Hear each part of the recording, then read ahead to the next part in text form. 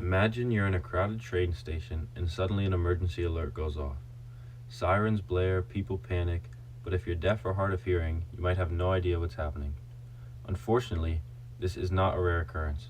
According to the National Institute on Deafness and Other Communication Disorders, about 15% of American adults report some level of hearing trouble. That's nearly 40 million people. We live in a world that depends on sound. Alarms, lectures, announcements, and even entertainment. But for millions of people, that sound is inaccessible. That's why we need to do more to ensure that deaf and hard of hearing individuals have equal access to communication and opportunities in everyday life. This can be achieved through mandatory closed captioning, visual emergency alerts, and American Sign Language education in schools. Let's start with something simple, like watching a video online. Without captions, deaf individuals are shut out of countless conversations from YouTube videos to live broadcasts.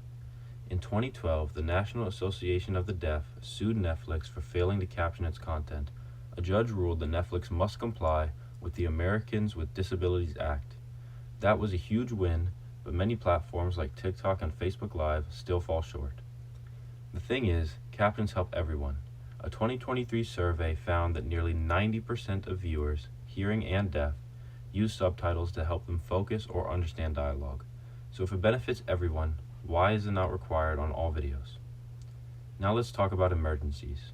Imagine a fire alarm goes off in a mall or on a school campus. Most of us would be able to hear a siren or loudspeaker announcement, but someone who's deaf might miss it entirely.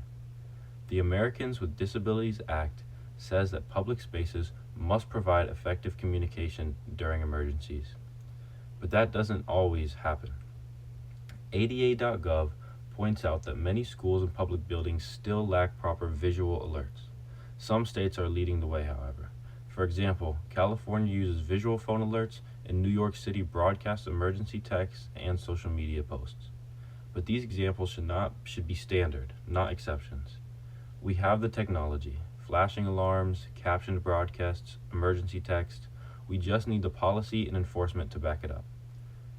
Finally, let's talk about language. Over 90% of deaf children are born to hearing parents, and most of those parents never learn to sign. That creates a heartbreaking communication gap. More than 40 states now recognize ASL as a foreign language for school credit, but many students still don't have the option to learn it. Making ASL available in all schools would benefit both deaf and hearing students. Studies show that learning ASL boosts memory, spatial reasoning, and empathy. It also builds a more inclusive community where people of all abilities can communicate.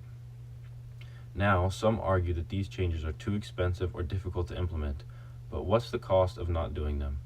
The National Association of the Deaf documented a case where a deaf woman was misdiagnosed at a hospital because no interpreter was available. That mistake had serious consequences. The tools are already in place: captioning software, smartphones, ASL teachers. We just need the will to use them. So do we believe everyone deserves equal access to information and opportunity? If the answer is yes, then we must act. Let's make captions mandatory, let's require visual emergency alerts, and let's bring sign language into our classrooms.